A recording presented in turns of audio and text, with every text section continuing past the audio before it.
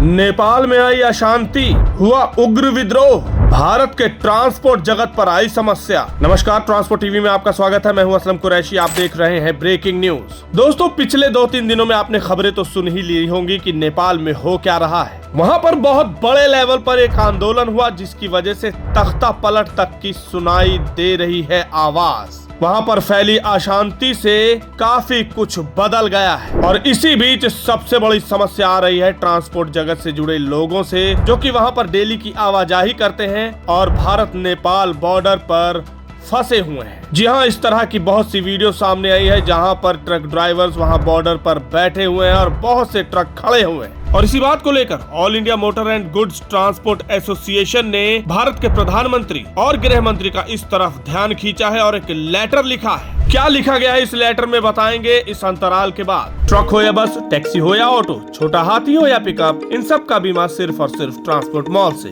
गाड़ी की आरसी और पुरानी बीमा पॉलिसी अभी भेजे 90-831 90-831 पर। तो देख सकते हैं all India motor and good transport association के अध्यक्ष राजेंद्र कपूर, चेयरमैन दीपक सचदेवा, जनरल सेक्रेटरी देवेंद्र सिंह की तरफ से ये लेटर लिखा गया है श्री नरेंद्र मोदी को। और नीचे गृह मंत्री श्री अमित शाह का भी नाम है, जिसमें उन्होंने लिखा है urgent intervention required for safety of Indian trucks and seamless trade operation at India Nepal border. यानी नेपाल में हाल के अशांति और प्रशासनिक गड़बड़ी के कारण भारतीय मालवाहक ट्रकों की आवाजाही रुक गई है। इसको लेकर गंभीर चिंता जताई है। लिखा है कि वीरगंज, रक्सौल, भैरवाहा, सोनौली, जोगबनी, विराटनगर, बनबसा, नेपालगंज जैसे बॉर्डर पॉइंट्स पर हजारों ट्रक फंसे हुए हैं। ये ट्रक करोड़ों का सामान लेकर खड़े हैं, खासकर फल, सब्जी, दूध, दवाई, वैक्सीन जैसी जरूरी चीजें। रोजाना लगभग 1400 से 1700 ट्रक बॉर्डर पार करते हैं, जिससे भारत नेपाल का व्यापार चलता है। यही नहीं, बाकायदा ये बताया है, दिखाया है कि क्या अहमियत है नेपाल और भारत के बॉर्डर से जो काम चलता है। लगभग रोजाना $19 मिलियन का कारोबार यहाँ से हुआ 2024 में। नेपाल से भारत में $0.868 अरब का सामान आया, जो कि $2.4 मिलियन रोजाना बनता है। ये भी लिखा है कि नेपाल की 60% से ज्यादा जरूरतें तो भारत से ही पूरी होती हैं। अब इसको लेकर के क्या क्या नुकसान ट्रांसपोर्ट जगत के लोगों को हो रहे हैं वो भी यहाँ पर दिखाया है। लिखा है कि ट्रक लंबे समय तक फंसे रहने से सप्लाई चेन टूट रही है, खाद्य सामग्री, दवाइयां, ईंधन जैसी जरूरी चीजें खराब हो रही हैं, ट्रांसपोर्टरों को भारी आर्थिक नुकसान हो रहा है।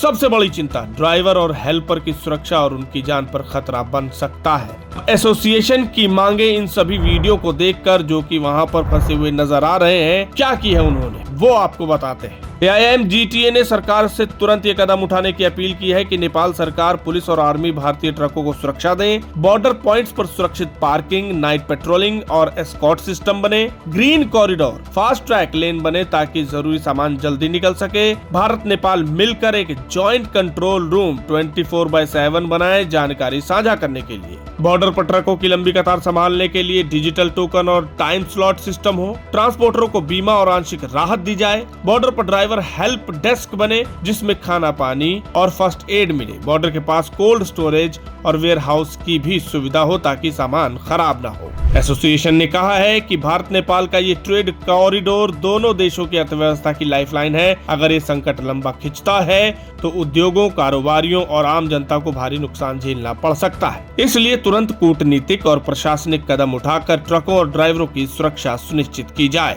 फंसे हुए सामान को क्लियर किया जाए और व्यापार को सामान्य स्थिति में लाया जाए। ये अपील कर डाली है इस लेटर के जरिए। हालांकि ये वीडियो दिखी है, वहां पर ड्राइवर बैठे, ट्रक खड़े दिखाई दे रहे हैं, अशांत नजर आ रहे हैं। लेकिन हालिया जानकारी ये मिली है कि जो नेपाल में उग्र विद्रोह था वो थोड़ा शांत हो गया है। मिलिट्री वहां पहुंच चुकी है, उसकी वजह से थोड़ी सी सिचुएशन कंट्रोल में है, लेकिन कर्फ्यू अभी भी जारी है। जो ड्राइवर वहां पर फंसे हुए हैं उनकी चिंता सबको सताई हुई है। उम्मीद तो है कि जल्द ही ये सिचुएशन सुधर जाएगी और ड्राइवरों को राहत मिलेगी। अब देखना यह है कि इस पत्र के बाद कार्रवाई क्या होती है। इस खबर को सुन के आपके क्या विचार है कमेंट सेक्शन में लिखकर जरूर बताइएगा। अगर आपने अभी तक हमारा YouTube चैनल सब्सक्राइब नहीं किया है तो चैनल को सब्सक्राइब कर लें। फेसबुक और एक्स पर भी आप हमें फॉलो कर सकते हैं। ट्रांसपोर्ट टीवी देखने के लिए धन्यवाद। आज से कुछ साल पहले आरटीओ जो भी कहता था, जो भी मांगता था उसे देना पड़ता था, क्योंकि ड्राइवरों को कुछ भी पता नहीं था।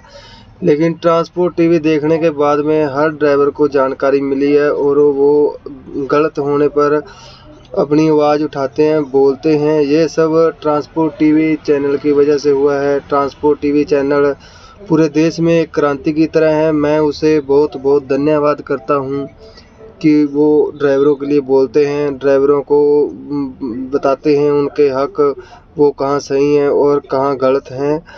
और मेरे दूसरे ड्राइवर भाइयों से भी अनुरोध है कि ज़्यादा से ज़्यादा वीडियो देखें, जिससे आपको जानकारी और लाभकारी मिलेगी। ट्रांसपोर्ट टीवी वेरी वेरी धन्यवाद।